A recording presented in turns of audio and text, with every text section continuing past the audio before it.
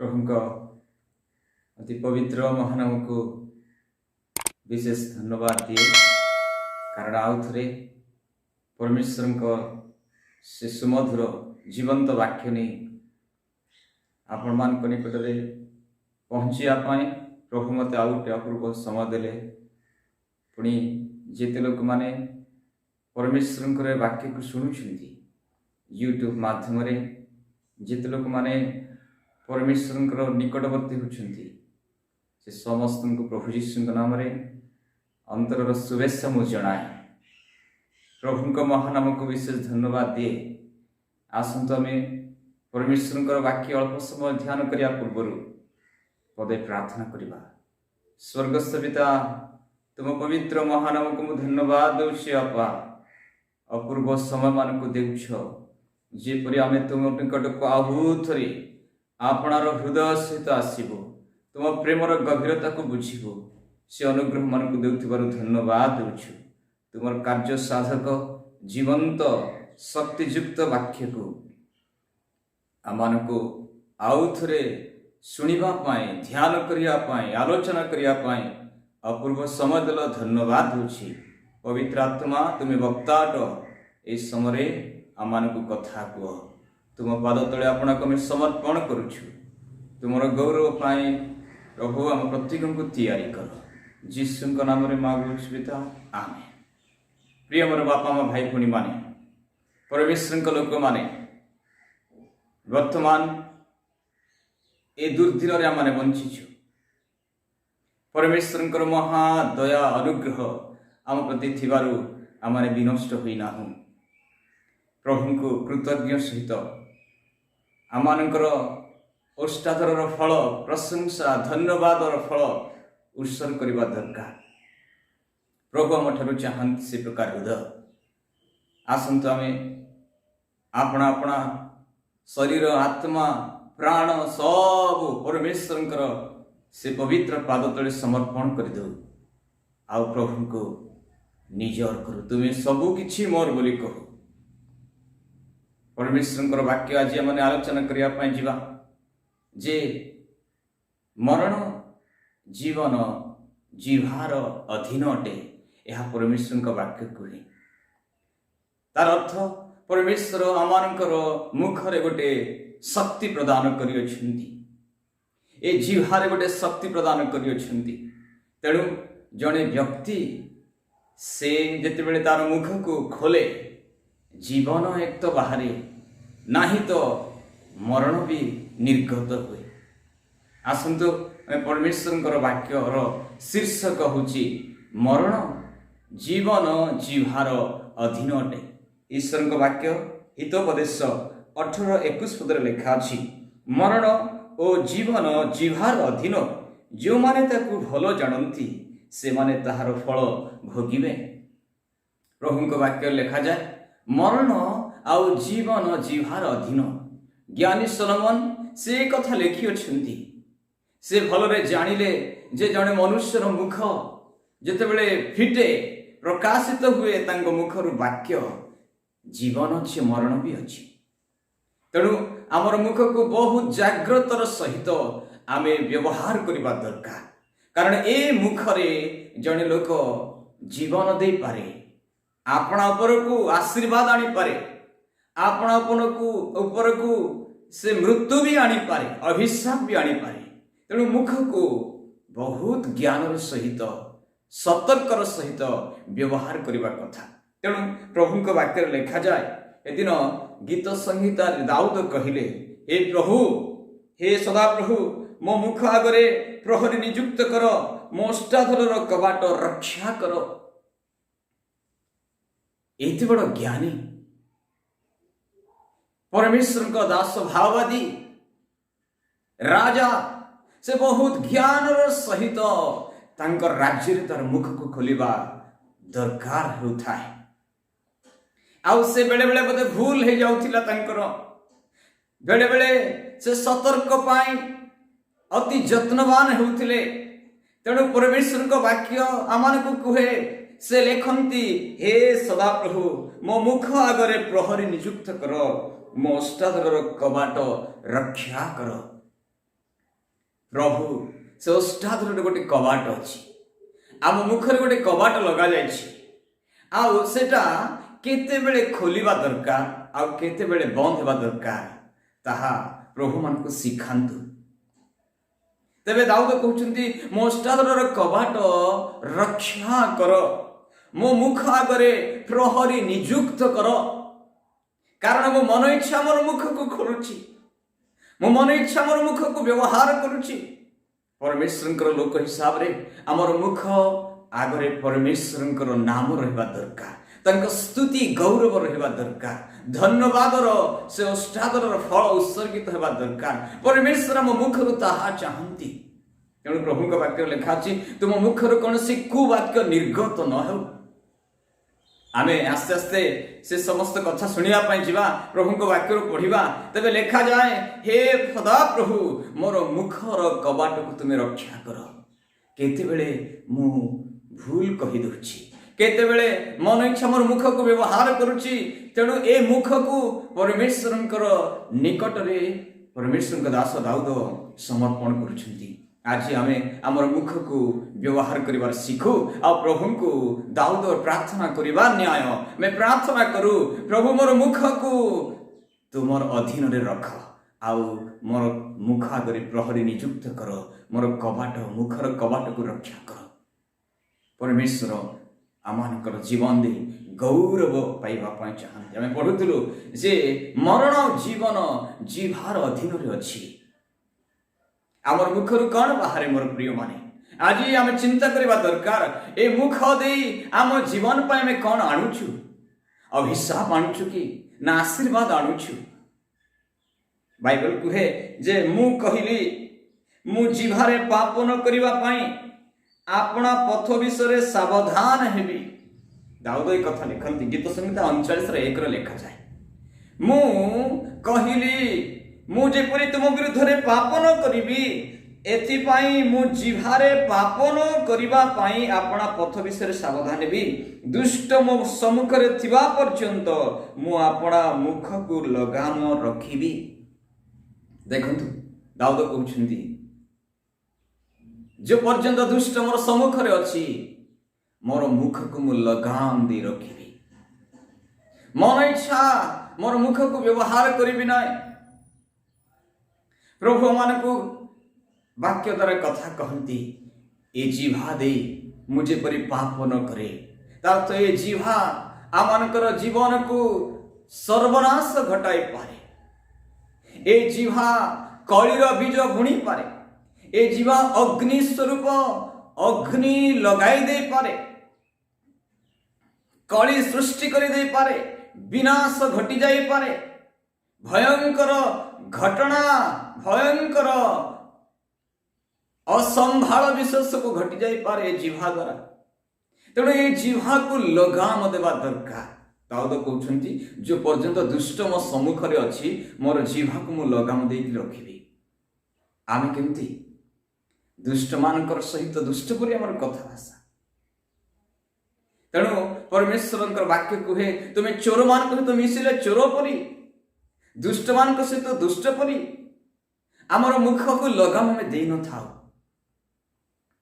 कहा संगरे की प्रकार कथा हेबा दरकार आम मुख को लगाम दे न थाओ। तेणु प्रभु का वाक्य लेखा अछि मु ज्ञान रे आपना मुख फिटाए ताहार जिह्वारे दयार व्यवस्था थाए। जड़े धार्मिक से ज्ञान रे तार मुख को फिटाइबो। ज्ञान रो अभाव आमर मुख केते बेले फिटी जाए, आमर मुख दे केते बेले की कथा बाहरी पड़े। तेणु जड़े प्रभुंकर लोक हिसाब रे ख्रीष्ट विश्वास हिसाब रे बाइबल पढ़िबा गोटे व्यक्ति हिसाब रे परमेश्वरंकर वाक्य प्रचार करिबा जड़े व्यक्ति हिसाब रे जड़े परमेश्वरंकर दास हिसाब रे ज्ञान रे तार मुख खोलिबा दरकार। प्रभु हमन को ताहा कहंती से ज्ञान रे अपना मुख फिटाए। आमर ज्ञान रो अभाव थाए तेणु अज्ञान रो कर्म सबु आमे करि थाउ आउ सेथि पई असंभाल विषय सबु आमर परिवेश भितर सृष्टि हो जाए। तेणु आमर मुख को लगाम देवा पाई प्रभुंक निकट रे प्रार्थना करिबा दरकार। कारण ए मुख दे आशीर्वाद आसे, एई मुख द्वारा ही अभिशाप आम जीवन को आसे।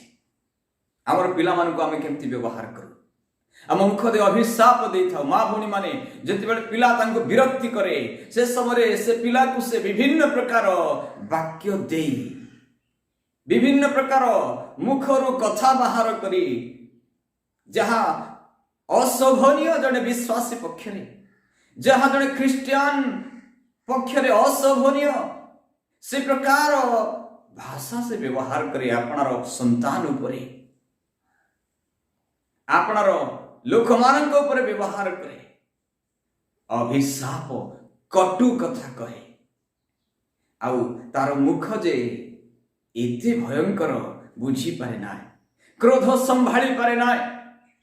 तेणु ये मुख को लगाम देवा दरकार, कारण आमर संतान मान को जब आम से प्रकार व्यवहार देखाऊ तेबे आमर संतान मान को ऊपर ताहा घटी पारे।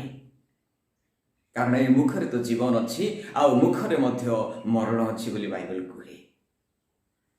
आमर पिला मान को पाई आमे सर्वदा उत्तम कथा कहवा दरकार। ईश्वर वाक्य लिखा जाए, जे तुमको ताड़ना करे, जे तुमको अभिशाप दिए तापे तुम प्रार्थना करो आउ तांको तुम आशीर्वाद करो बोली लिखा अछि।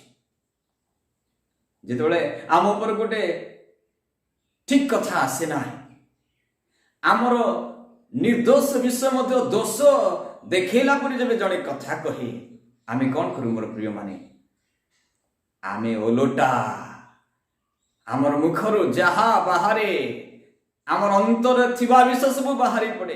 प्रभु को वाक्य लिखा जाए, लूका पुस्तक 6:45 लिखा अछि, उत्तम लोक अपना हृदय रूप उत्तम भंडार उत्तम पदार्थ बाहर करे, पुणी मंद लोक मंद भंडार मंद पदार्थ बाहर करे, कारण हृदय पूर्णतार मुख कथा कहे। कौन अच्छी आम मुखरे?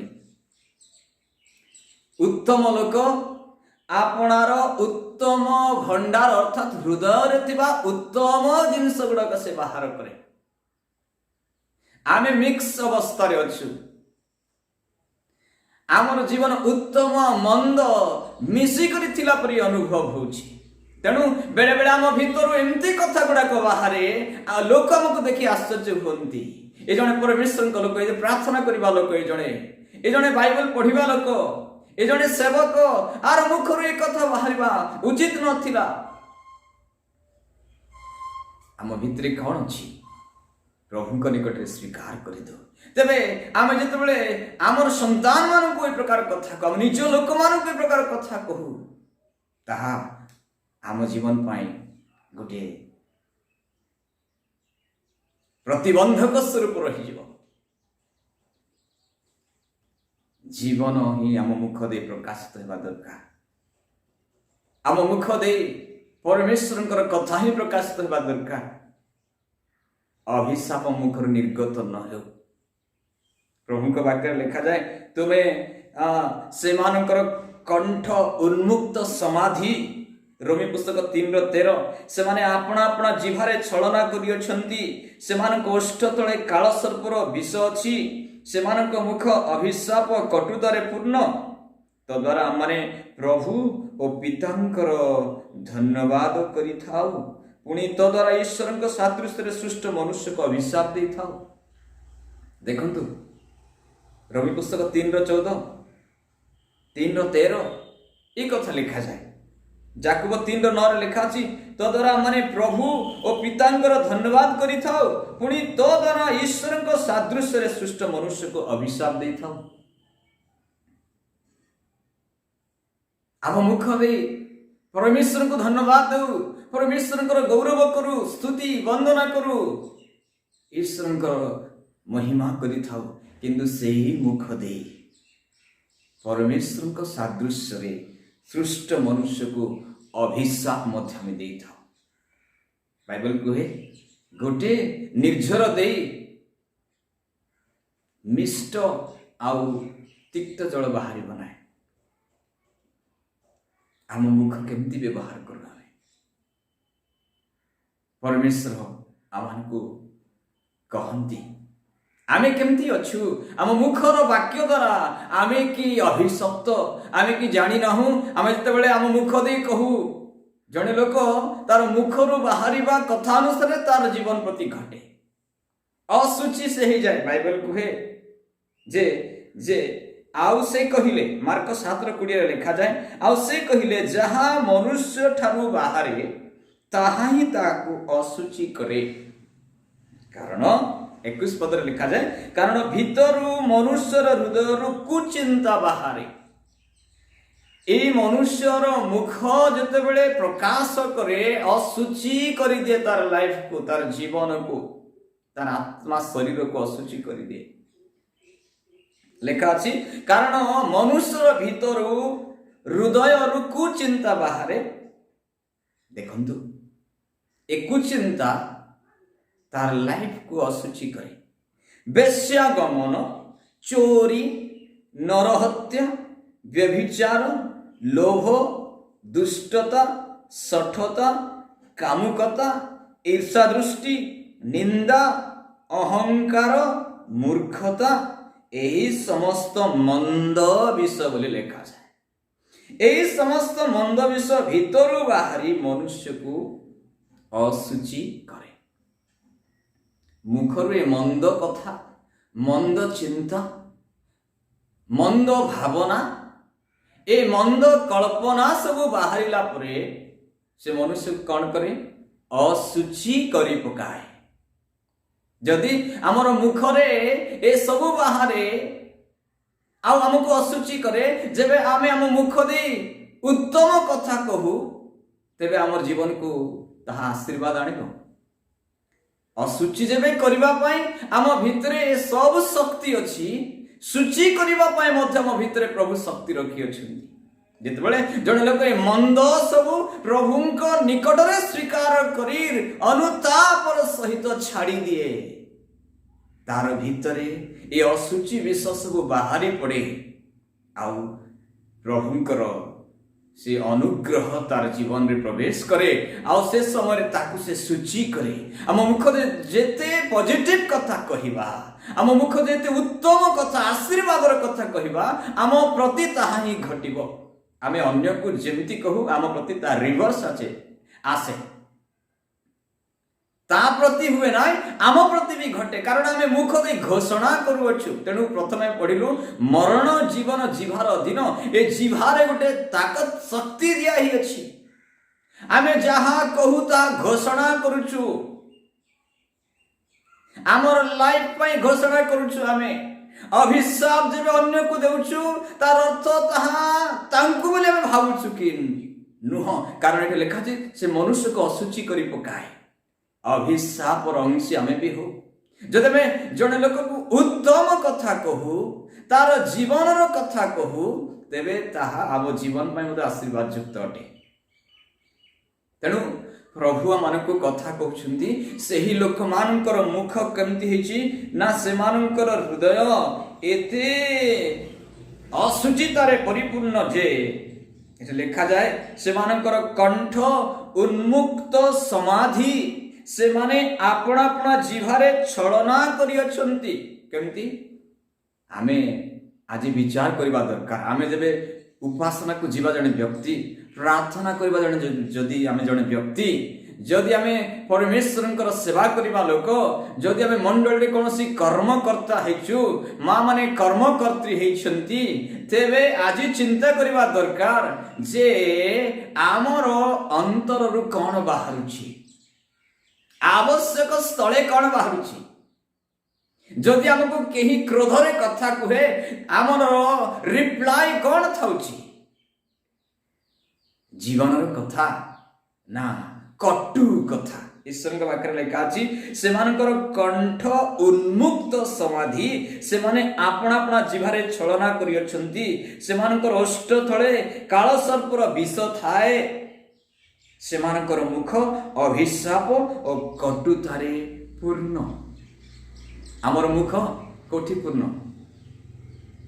अभिशाप रे पूर्ण ना परमेश्वरंकर वाक्य रे पूर्ण कोमल कथारे पूर्ण ना कटु कथारे पूर्ण।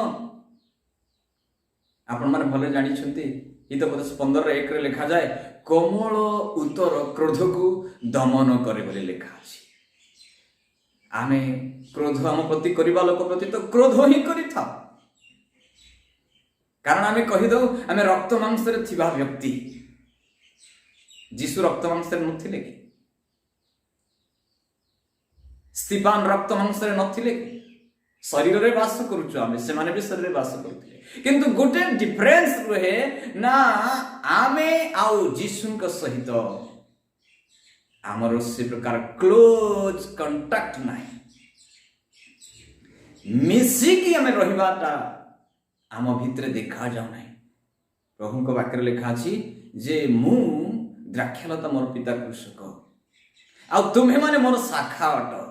तार अर्थ ए द्राक्षालता रे ए गंडी रे जो सब रस थाए शाखा रे भी ताहा प्रवाहित हुए, गछर नियम ताहा। आमे केबळे प्रभु जीशुंक सहित संयुक्त, तार अर्थ जीशुंक ठारे थिबा सब आम भितरे प्रवाहित होबा दरकार।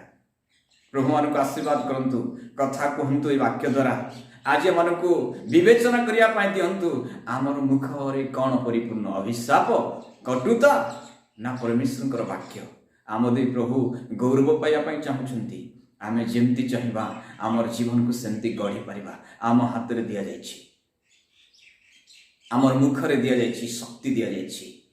आमे प्रभुंक निमंते आपना को उत्सर्ग करिबा व्यक्ति हे जाओ, प्रभुंकर इच्छा अनुसार जीवन काटिबा व्यक्ति हे जाओ। प्रभु कहबा प्रभु तुमर कथा मोर मुख द्वारा प्रकाशित हो, तुमर भावना मोर हृदय रे सब दिन आउ आंदोलन करिबा पाई मु चाहे, तुमर इच्छा अनुसार मोर जीवन परिचालित करिया पाई चाहे। मते तुम संपूर्ण अधिकार करो, मोर मुख को लगाम दियो, मोर ज्ञान को तुमर अधीन को नहीं जाओ, मोर शरीर को तुमर बस को नहीं जाओ। परमेश्वर को निकट में प्रार्थना करबा दरकार, तबे से मान को तंकर गौरव पाई व्यवहार करिवे। अनेक परमेश्वर वाक्य अछि, आसु आमे आपना आपना को नम्र करू आ प्रभु को निकटवर्ती हो। आमर मुख द्वारा आमे आशीर्वाद एवं आम मुख द्वारा आमे अभिशाप पाई पारू। तेणु मुख दे परमेश्वर गौरव पाइबा चाहती, आ मुख दे अनेक लोक माने आम द्वारा गढ़ा जीवे, रक्षा हेबे, से अपेक्षा मध्य लोक माने अछंती। प्रभु मान को ये समस्त वाक्य दे आशीर्वाद करंतु। आमेन। समस्त को नमस्कार।